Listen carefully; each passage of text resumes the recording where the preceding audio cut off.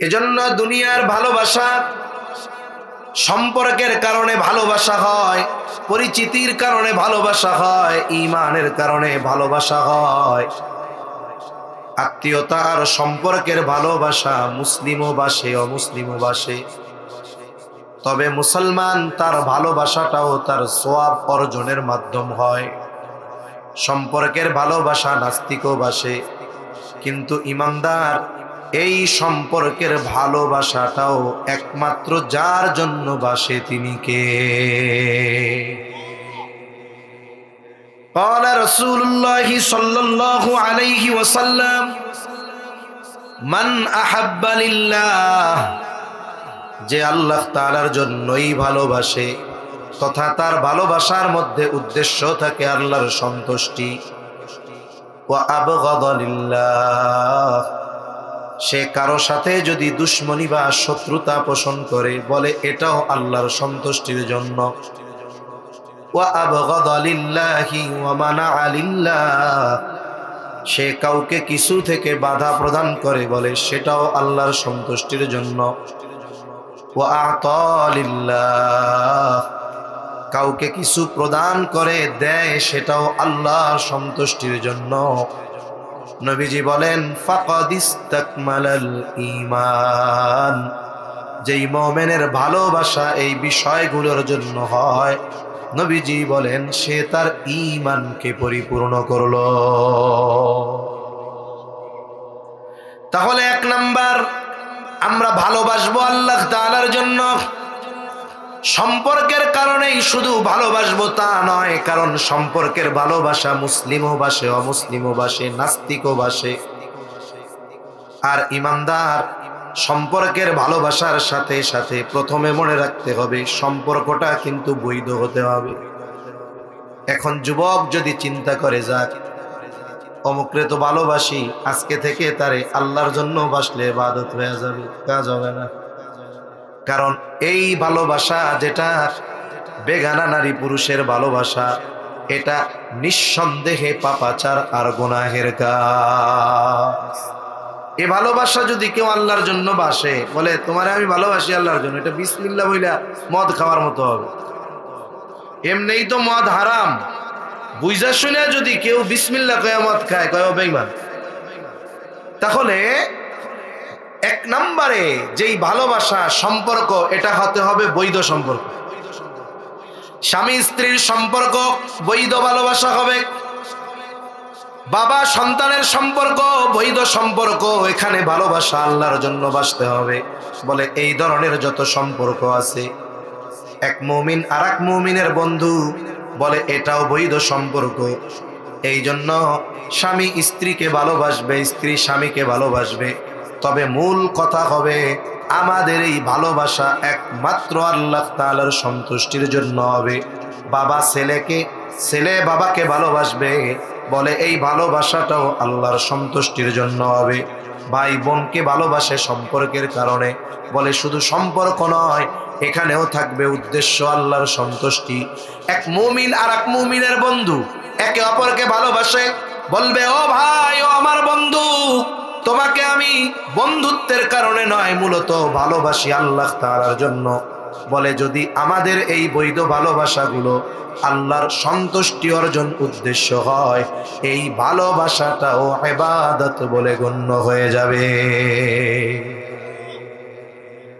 আপনি আমি যাকে আল্লাহর জন্য ভালোবাসতে পারবো, বলে তাকে আমি আপনি আল্লাহর জন্য যদি দুশমন বানাতে হয় তাও পারবো। এই দুনিয়ায় আমি রাজনৈতিক কোনো কথা বলতেছি না বা বলবো না, বোঝানোর জন্য বলতেছি। বলেন তো, এই দুনিয়ায় অনেক দল আছে যারা তাদের নেতাকে ভালোবাসে, আছে না? সেকুলার কিছু দল আছে যারা তাদের নেতাকে ভালোবাসে, বাসে কি বাসে না? এমন ভালোবাসা বাসে, বলে নেতা যদি কোরআন হাদিসের বিরুদ্ধে বলে, ওলামায়ে কেরাম যদি তার এই বক্তব্যের বিরুদ্ধে বলে, গলা চাইবা ধরে, আছে না নাই? দেখেন, আল্লাহর বিরুদ্ধে বলছে, ওলামায়ে কেরাম যখন বিরোধিতা করলো, বলে গলা চাইবা ধরছে কেন? বলে ও নেতারে ভালোবাসে আল্লাহর জন্য না, পদ পদবী আর দুনিয়ার স্বার্থে। এই জন্য নেতার বিরুদ্ধে যদি কেউ বলে, নেতা যদি আল্লাহর বিরুদ্ধে বলে, নেতার বিপক্ষে না গিয়ে যে আল্লাহর পক্ষে বলে তার বিরুদ্ধে দাঁড়ায়। ঠিক কিনা বলেন? এজন্য আপনি যদি আমাকে আল্লাহর জন্য ভালোবাসতে পারেন, আমি যদি আপনাকে আল্লাহর জন্য ভালোবাসতে পারি, বাবা যদি তার সন্তানকে আল্লাহর জন্য ভালোবাসতে পারে, সন্তান যদি বাবাকে আল্লাহর জন্য ভালোবাসতে পারে, বলে ওই বাবার ব্যাপারে যদি কখনো শত্রুতা লালন করতে হয়, বিরুদ্ধাচরণ করতে হয়, তাহলে আল্লাহর জন্য ওই সন্তান বাবার বিরুদ্ধে, বাবা সন্তানের বিরুদ্ধে দাঁড়াতে পিছু হটে না। এজন্য আমাদের ভালোবাসা হবে আল্লাহর জন্য। 2 নাম্বার, শত্রুতা দুশ্মনী আমাদের এটাও হবে আল্লাহ তাআলার জন্য। জাগতিক কারণে আমি আরেক মুমিনকে দুশ্মন বানাবো না, হত্যাকাণ্ড করব না, গালাগালি করব না। বলে এগুলো তো বহুদূর, আমি তো একজন মুসলিম, আমি জাগতিক কারণে অন্যায়ভাবে আমার আরেক মুসলমান ভাইকে গালিও দিব না, কথার দ্বারাও আমি কষ্ট দিব না। আল্লাহর জন্য বাপরে দুশ্মন বানাবো, আর দুনিয়ার জন্য আমি আমার আরেক মুসলমান ভাইকে কথার দ্বারাও কষ্ট দিব না। এই হতে হবে আমাদের টেন্ডেন্সি, চিন্তাধারা। সাহাবায়ে কেরাম দেখায় গেছেন আল্লাহর জন্য বাবার বিরুদ্ধে তরবারি ধরতে তারা পিছপা হন নাই, আল্লাহর জন্য সন্তানের বিরুদ্ধে আচরণ করতে তারা পিছপা হন নাই। দেখায় গেছেন তারা, কারণ তাদের ঈমান কামেল, ঈমানের মজা তারা পেয়ে গেছে। সাহাবায়ে কেরাম আল্লাহর জন্য যেমন শত্রুকে বন্ধু বানায় নিয়েছেন, আল্লাহর জন্য ওই রকম বন্ধুকেও শত্রু বানায় নিয়েছেন। কোরআনুল কারীমে এক ঘটনাকে কেন্দ্র করে আল্লাহ আয়াত নাজিল করেছেন যে তাদের অন্তরে আল্লাহর মহব্বত আর ঈমান কেমন ছিল। 13 জন গড়ে নিরস্ত্র সাহাবায়ে কেরামের বিরুদ্ধে 1000 সশস্ত্র কাফের লড়াই করবে। বদরে যারা অংশগ্রহণ করেছেন তাদের মধ্যে একজন সাহাবীর নাম হলো আবু উবাইদা ইবনুল জাররাহ রাদিয়াল্লাহু তাআলা আনহু। জান্নাতের স্পেশাল 10 জনের সুসংবাদপ্রাপ্ত 10 জনের মধ্যে একজন আবু উবাইদা। ওনার বাবার নাম হলো জাররাহ, ওনার নাম হলো আবু উবাইদা। আবু উবাইদা মুসলমানদের পক্ষে, আবু উবাইদার বাবা করতে আসছে মুসলমানদের বিপক্ষে। বাবা কাফেরও যদি হয়, ওই বাবার সাথে মায়ের সাথে ভালো আচরণের নির্দেশ যিনি দিয়েছেন তিনি কে? মনে রাখতে হবে, বাপ যদি কাফেরও হয়, জাগতিক কারণে তাদের সাথে খারাপ আচরণের কোনো সুযোগ নাই। বরং যদি শিরিকও করতে বলে বাবা মা, বলে শিরিক করা যাবে না, তবে এই কারণে তাদের সাথে খারাপ আচরণ করা যাবে না। আমাদের বর্তমান তরুণ প্রজন্মের একটা রোগ খুব বাড়তেছে সময়ের সাথে সাথে। শহর কেন্দ্রিক সমস্যাগুলো এখন গ্রামেও ছড়ায় পড়ছে। অনেক অভিভাবক খুব কষ্ট নিয়ে, ব্যথা নিয়ে আমাদের কাছে এসে বলে, হুজুর কি করা যায় বলেন, আমার সন্তান ঠিকমতো বাপ ডাকে না, মায়ের অভিযোগ ঠিকমতো মা ডাকে না, সময়ের সাথে সাথে আমাদের থেকে দূরে সরে যাচ্ছে। এটা শহর থেকে গ্রামের মধ্যেও আস্তে আস্তে ছড়ায় পড়তেছে, ঠিক কিনা বলেন? যুবকদের মধ্যে এটা বেশি, কিন্তু এটা তো কিয়ামতের আলামত। রাসূল আকরাম সাল্লাল্লাহু আলাইহি ওয়াসাল্লাম জানায় দেন, এক হাদিস, লম্বা হাদিস, ভূমিকম্প, ভূমিধস, পাথরের বৃষ্টি, অগ্নিবৃষ্টি এগুলো আসবে। কারণ কি? কারণগুলোর মধ্যে একটা কারণ হলো যে মানুষেরা বন্ধুদের কাছে টানবে, বাবাকে দূরে ঠেলে দিবে। বন্ধুকে জানে জিগার বানাবে, কিন্তু বাপরে ঠিক মতো বাপও ডাকবে না, দূরে সরায় দিবে। স্ত্রীর সন্তুষ্টি অর্জনে মায়ের সাথে খারাপ আচরণ করবে। বলেন তো, এই ধরনের ক্যারেক্টার আচরণ সময়ের সাথে বাড়তেছে না কমতেছে? আর এটা বেশি দেখা যায় যুবক ভাইদের মধ্যে। খবরদার, বন্ধুত্বের ফাঁদে পড়ে আপনি কেন বাপরে দূরে সরায় দেন? আপনি যে মোটরসাইকেলে বসে আছেন, একটু আগে দোকান থেকে সিগারেটটা কিনে খাইছেন, বন্ধুরে খাওয়াইছেন, এটাও তো বাপের টাকার, ঠিক কিনা বলেন? অথচ এই বন্ধুদের কাছে টানতেছেন, বাপকে দূরে ঠেলতেছেন।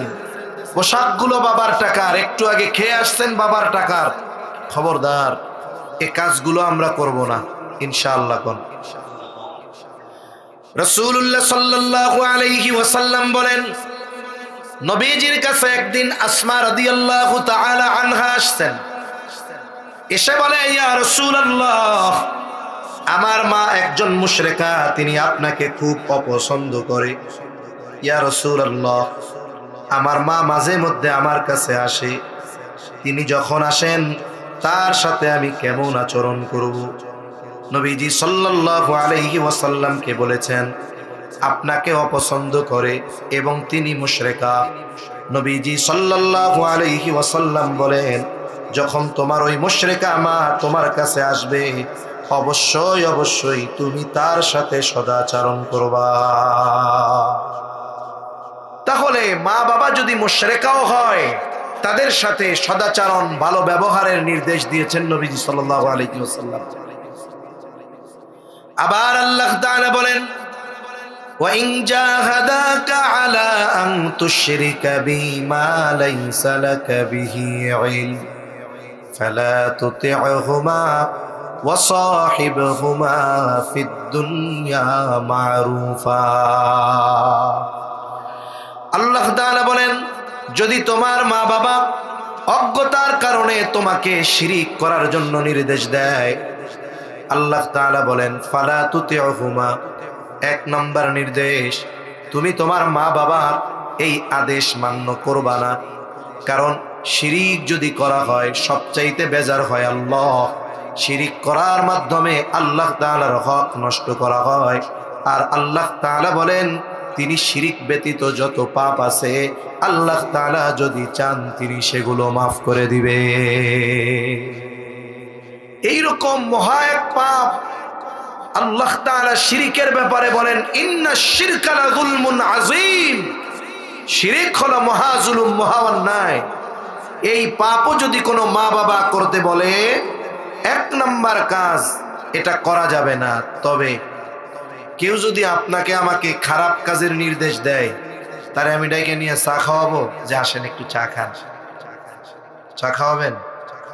ধমক দিবেন না, হেই মিয়া কি বলতেছেন, একটু আগে নামাজ পড়া বের হইলাম, এখন এই অপরাধ করতে বলতেছেন মিয়া।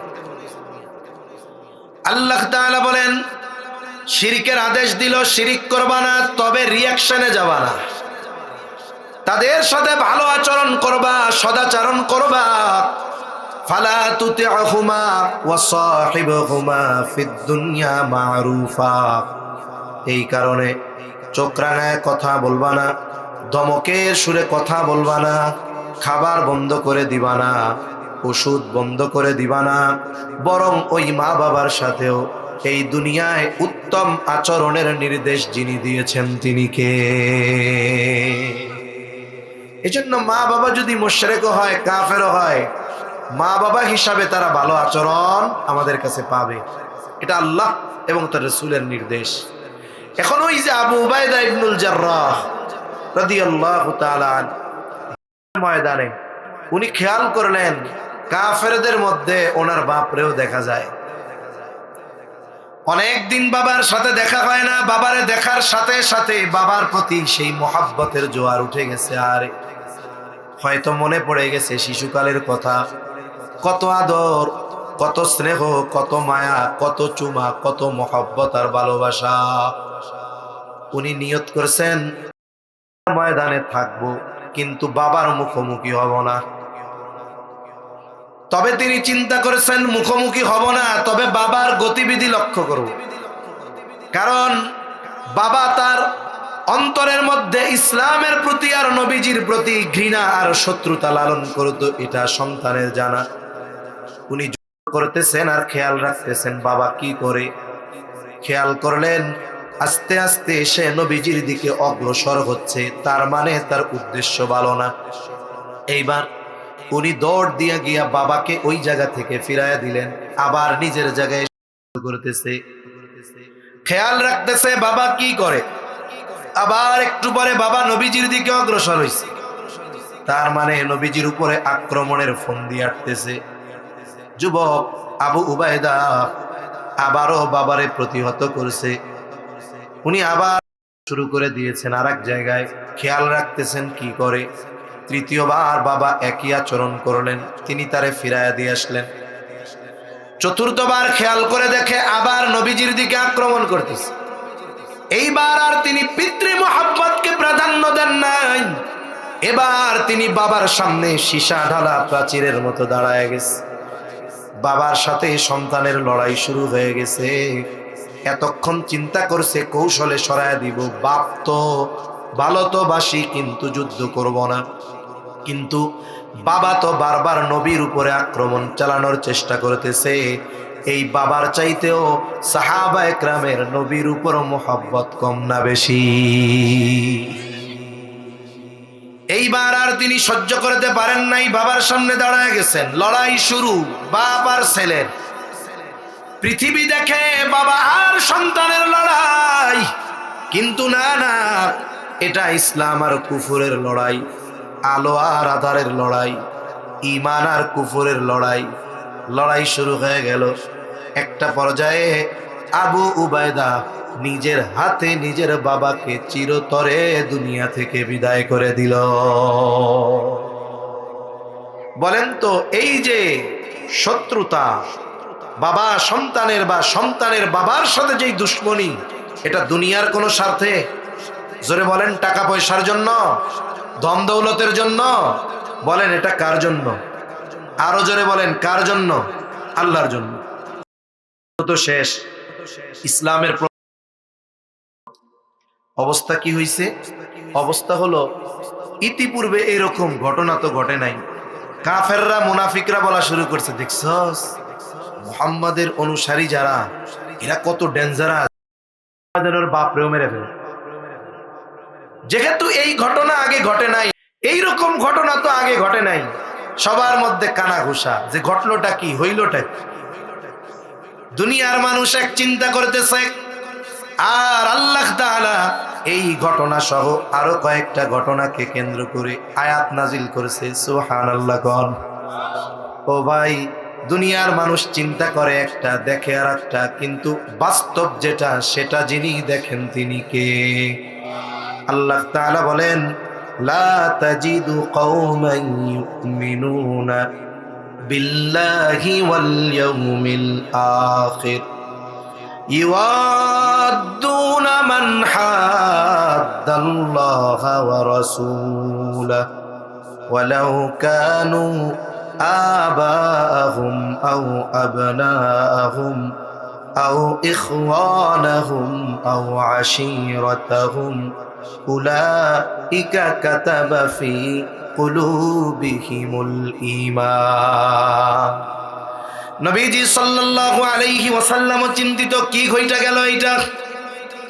এই ঘটনার সমর্থনে আল্লাহ তাআলা আয়াত নাজিল করে বলেন, আপনি এমন কোন সম্প্রদায়কে পাবেন না যারা আল্লাহর প্রতি ঈমান এনেছে, আখিরাতের প্রতি ঈমান এনেছে।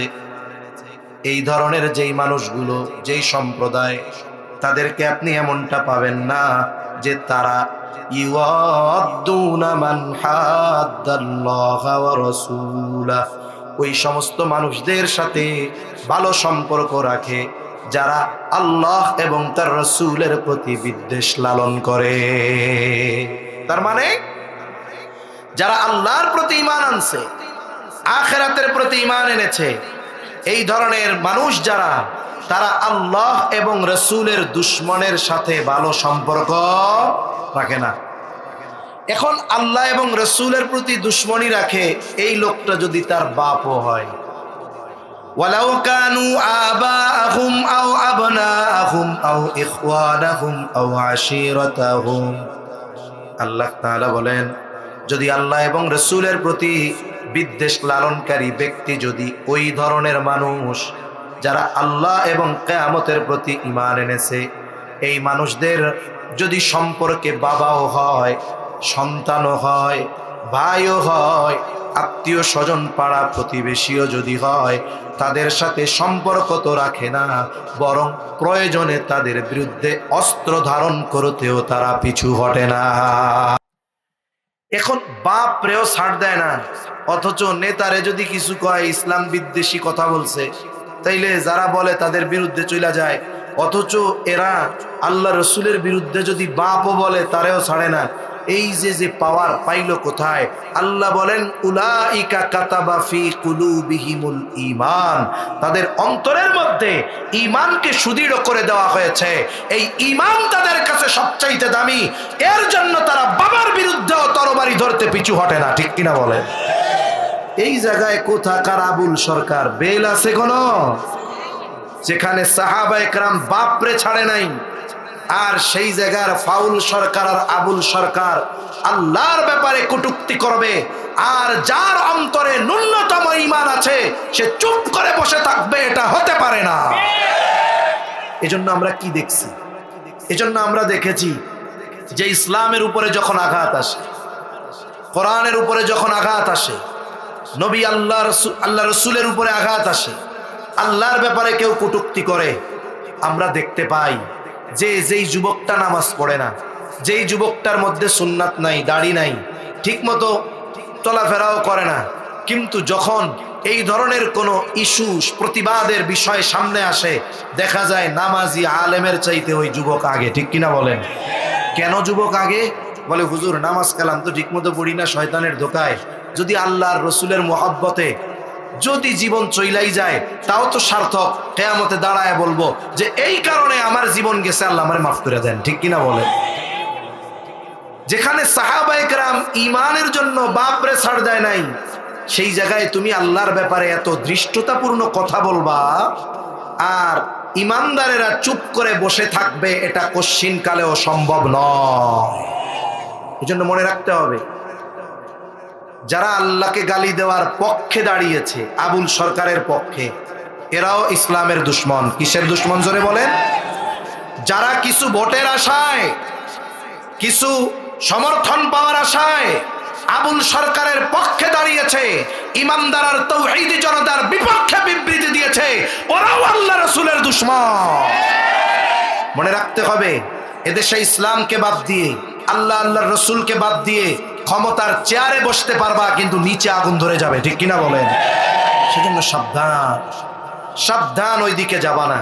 92% মুসলমানের দেশ, এখানে হয়তো অধিকাংশ মানুষ 5 ওয়াক্ত নামাজ পড়ে না, কিন্তু এই দেশের মানুষ আল্লাহ আর রসুলকে নিয়ে কিছু বললে সহ্য করতে পারে না।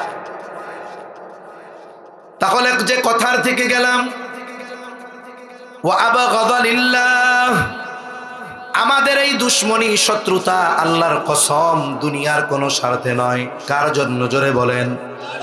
আমরা আবুল সরকারের বিরুদ্ধে বলেছি, তাদের সমর্থন যারা দিয়েছে তাদের বিরুদ্ধে বলেছি। যেই সমস্ত রাজনৈতিক দলের নেতা কর্মীরা আবুল সরকারের পক্ষে বলেছে তাদের বিরুদ্ধে বলেছি। আল্লাহর কসম, ভোটের আশা না, জাগতিক স্বার্থ নয়, বরং এই শত্রুতা বিদ্বেষ কোন কারণে জোরে বলেন? আল্লাহর জন্য। আরে জোরে কোন কিসের জন্য? এজন্য নবীজি বলেন ওয়া আবগাদা লিল্লাহ, যে বিদ্বেষ বা শত্রুতা লালন করে এটাও আল্লাহর জন্য। এরপরে নবীজি বলেন ওয়া মানা লিল্লাহ, কাউকে কিছু থেকে বাধা প্রদান করে আল্লাহ তাআলার সন্তুষ্টির জন্য। ওয়া আতা লিল্লাহ, কাউকে কিছু প্রদান করে এটাও আল্লাহর জন্য। নবীজি বলেন ফাকাদ ইস্তাকমালাল ঈমান, ওই ব্যক্তি যে এই কাজগুলো আল্লাহর জন্য করে, নবীজি জানায় দেন সে তার ঈমানকে পূর্ণ করলো। এখন এই কাজ আমরা করলে আমাদের ঈমান কি হবে জোরে কোন? পূর্ণ হবে। পূর্ণ হবে কি হবে জোরে বলেন? পূর্ণ ঈমান আমাদের হবে। এখন ঈমানের কিন্তু একটা স্বাদ আছে, মজা আছে।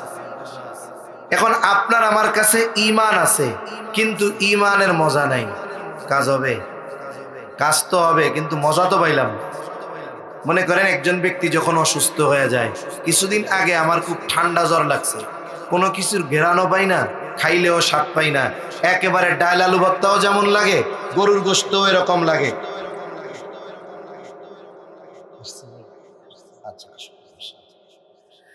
তাহলে সব কিছুই মজা লাগে, লাগে কি লাগে না জোরে বলেন? কিন্তু যখন ওই অবস্থা হয়, গরুর গোস্ত যা, মুরগির গোস্ত তা, আলু ভর্তাও তা, শাকভাজিও তা, ডাল ভাজিও তা, বলে মুখের স্বাদ নষ্ট হয়ে গেছে ঠান্ডার কারণে, অসুস্থতার কারণে, ঈমানের স্বাদ আর পাওয়া যায় না। এখন ঈমান পূর্ণ করলাম, ঈমানের স্বাদ পাওয়ার দরকার আছে না নাই? দুইটা হাদিসও আমি আপনাদের খেদমতে বলেছি। রাসূল আকরাম সাল্লাল্লাহু আলাইহি ওয়াসাল্লাম বলেন, যাকা তা'মাল ঈমান। আয় দাঁড়ান, তাকবীর দিয়ে নেই আগে। নারায়ে তাকবীর। এই আওয়াজ দিছেন? নারায়ে তাকবীর, আল্লাহু আকবার, নারায়ে তাকবীর। সম্মানিত উপস্থিতি, আমরা দেখছি ইতিমধ্যে আমাদের মাঝে এসে উপস্থিত হয়েছেন আমাদের আজকের মাহফিলের প্রধান আকর্ষণ, প্রধান বক্তা হযরত মাওলানা মুফতি আরিফ বিন হাবিব সাহেব। আমরা হযরতের জন্য সবাই জোরে সোরে একবার তাকবীর দিব। লিল্লাহি তাকবীর, লিল্লাহি তাকবীর। আরিফ সাহেবের আগমন, শুভেচ্ছার স্বাগতম এলাকাবাসীর পক্ষ থেকে।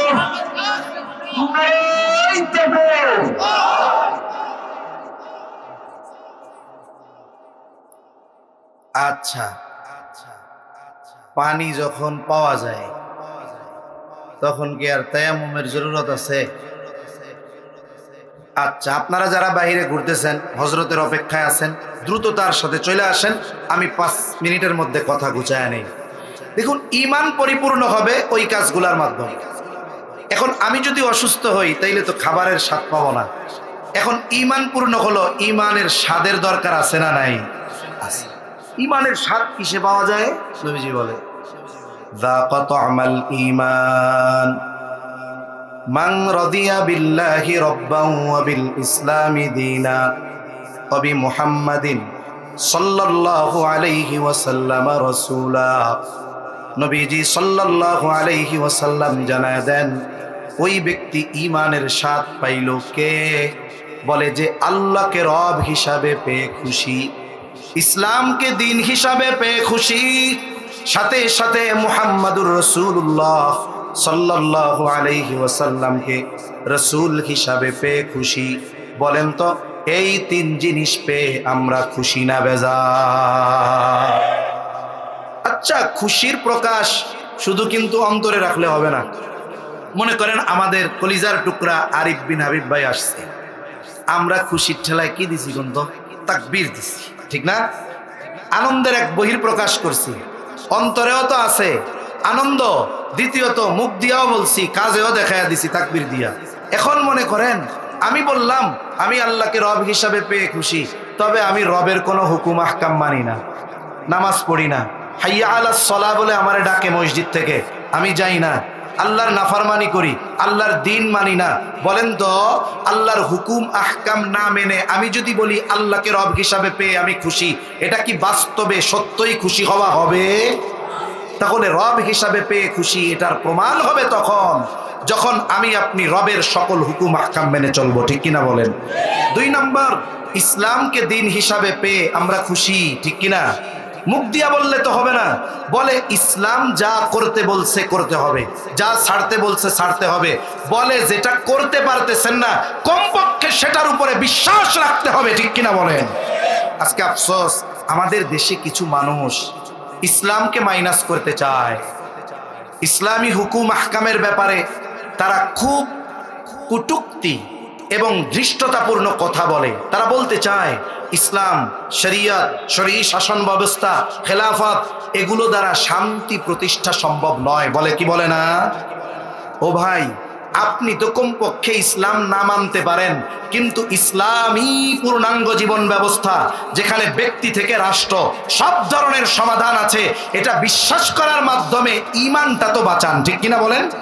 আপনি মানতে পারতেছেন না এক ব্যাপার, কিন্তু এই বিষয়টা অস্বীকার করার মাধ্যমে কেন বেঈমানদের তালিকায় নিজের নামটা লেখা? এজন্য পরিপূর্ণ ইসলামকে পেয়ে খুশি হলাম বোঝা যাবে কখন? যখন ইসলাম মানব। 3 নাম্বার, আমরা তো মুহাম্মদ সাল্লাল্লাহু আলাইহি ওয়াসাল্লামকে রাসূল হিসাবে পেয়ে খুশি। প্রমাণ কখন হবে? বলে প্রমাণ তো তখন হবে যখন আমার মধ্যে রাসূলের আদর্শ, রাসূলের সিরাত পাওয়া যাবে, ঠিক কিনা? এখন এই তিনটা বিষয় আমাদের জন্য কবরেও দরকার, শুধু দুনিয়ায় না। বলে কবরের যে তিন প্রশ্ন, কবরের যে তিন প্রশ্ন, এটাও এই তিনটা বিষয়ের আলোকে। এক নাম্বার, রবকে, দিন কি, আমাদের নবীকে। যদিও নবীকে দেখায় বলা হবে, এক হাদিসে আসছে মাহাদার রাজুলুল্লাযী বুইসা ফীকুম, কিন্তু সহজ প্রশ্ন, নবীকে, মুহাম্মাদুর রাসূলুল্লাহ সাল্লাল্লাহু আলাইহি ওয়াসাল্লাম, রব আল্লাহ, দিন ইসলাম, নবী মুহাম্মাদুর রাসূলুল্লাহ সাল্লাল্লাহু আলাইহি ওয়াসাল্লাম। এই তিন প্রশ্ন সবার জানা, উত্তরও জানা। তবে বিষয় হলো, যেই প্রশ্নর পরীক্ষার হলে যাওয়ার আগে বলে দেওয়া হয়, ওই প্রশ্নের জবাব হলে গিয়ে দেওয়া কঠিন হয়। দুনিয়ার প্রশ্নের জবাব লেখাপড়া করলে হলে গিয়ে দেওয়া যায়, কিন্তু কবরের প্রশ্নের জবাব শুধু মুখস্থ আর পড়ার সাথে না, বলে আমলের সাথে সম্পৃক্ত। কিসের সাথে? আমলের সাথে। এখন নবীজি সাল্লাল্লাহু আলাইহি ওয়াসাল্লাম এই তিন প্রশ্নের বিষয়ে একটা আমল শিখাইয়া দিয়েছেন। আমরা যেমন ঘুম থেকে উঠার জন্য ঘর দরজা আটকানো, বিল্ডিং, শীতের দিন, রাতের বেলা বাইরের আওয়াজ আসে না, ফজরের নামাজ পড়তে হবে, আমরা কি দেই? কই অ্যালার্ম দেই। ঘড়িতে বা মোবাইলে কি দেই? অ্যালার্ম দেই। অ্যালার্ম কেন দেই? বলে দেওয়ার কারণ হলো যেন আমার নামাজ মিস না হয়, ঠিক কিনা বলেন? এখন আমলটা কি? নবীজি বলেন, মান ক্বালা রাদিতু বিল্লাহি রাব্বা ওয়া বিল ইসলামি দীনা ওয়া বি মুহাম্মাদিন সাল্লাল্লাহু আলাইহি ওয়াসাল্লাম রাসূলা, যে ব্যক্তি এই কথা বলে, হাদিসের মধ্যে আসছে সকালে 3 বার, সন্ধ্যায় 3 বার। বলা মানে কি বলেন তো? শুধু মুখ দিয়া বলা? বলা মানে কি? এই কথার উপরে আমল করা। এই কথার উপরে কি করা? আমল করা। সকালে 3 বার আমি আমারে স্মরণ করায় দিচ্ছে, হে আল্লাহর বান্দা, তুমি না আল্লাহকে রব হিসাবে পেয়ে খুশি, ইসলামকে দিন হিসাবে পেয়ে খুশি, নবীকে পেয়ে খুশি, তাইলে ইসলামের উপরে চলো, আল্লাহর হুকুম আহকাম মানো, নবীর সুন্নাত অনুযায়ী চলো। সকালে 3 বার আমি আমারে অ্যালার্ম দিলাম, এবং সকাল থেকে সন্ধ্যা এই অ্যালার্মের উপরে আমার জীবন চালাইলাম। সন্ধ্যায় নিজের 3 বার অ্যালার্ম দিলাম, সন্ধ্যা থেকে নিয়ে পরের দিন সকাল পর্যন্ত এই 3 অ্যালার্মের আলোকে, এই কথার আলোকে জীবন চালাইলাম। নবীজি বলেন, ওয়াজাবাত লাহুল জান্নাহ, সুবহানাল্লাহ বলেন। তার জন্য জান্নাত ওয়াজিব। তার জন্য কি ওয়াজিব? জান্নাত ওয়াজিব। তাই সম্মানিত উপস্থিতি, আমরা ওই করণীয়গুলোর মাধ্যমে ঈমানকে পরিপূর্ণ করব। এই বিষয়গুলো মানার মাধ্যমে আমরা ঈমানের স্বাদ নিব। তাহলে কি হবে? ঈমান পরিপূর্ণ হবে, ঈমানের মজা দুনিয়ায় পাওয়া যাবে, আখিরাতে জান্নাত পাওয়া যাবে, আল্লাহর সন্তুষ্টি পাওয়া যাবে, আল্লাহর দিদার পাওয়া যাবে। আল্লাহ সুবহানাহু ওয়া তাআলা আমাদের সবাইকে কথাগুলো বুঝবার তৌফিক দান করেন। আরো জোরে বলেন আমিন। সাথে সাথে কিচ্ছু মনে না থাক, এই আমলটা সকাল সন্ধ্যা করবো তো ইনশাআল্লাহ। আল্লাহ তাআলা এই আমল করার সাথে সাথে, মৌখিক আমলের সাথে সাথে প্র্যাকটিক্যাল আমলটাও আল্লাহ করার তৌফিক দান করেন। আসসালামু আলাইকুম ওয়া রাহমাতুল্লাহি ওয়া বারাকাতুহু।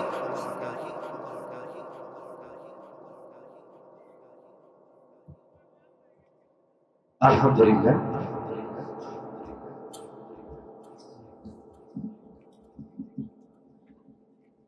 এতক্ষণ অত্যন্ত গুরুত্বপূর্ণ নসিহত পেশ করতেছিলেন আমাদের আজকের মাহফিলে